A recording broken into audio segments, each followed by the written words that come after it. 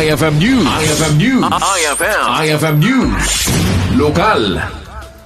Inpasigurado ti Ilocos Norte Police Provincial Office wenno Inppo ang Natalna ken kontrolado ti sitwasyon ti probinsya iti agdama ng runa ita Panawen ti Kalgaw. Sigon ken ni Police Major Christian Libadwa mangibagi ti Inppo a generally peaceful ti probinsya iti agdama ken awan iti narehistro a dadakkel a krimen.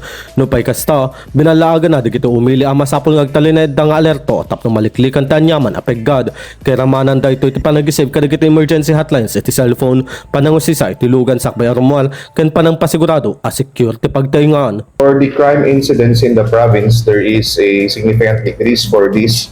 Patunay dyan yung ating generally peaceful setup po sa probinsya, and at the same time, yung recently na pag-post natin ng Little League Philippines na maayos na na-deliver despite the mainit na season, na-cater po natin sa kanila at ipakita that in our province, we still deliver a ground which is conducive for this particular event, and at the same time, yung public safety concern and anti-criminality effort ay nagagawa pa rin po natin ng maayos.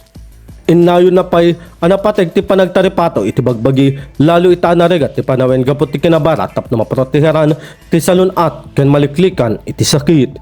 Para iti IFM News, Idol Rin Santos Tatak, IFM IFM News. IFM News.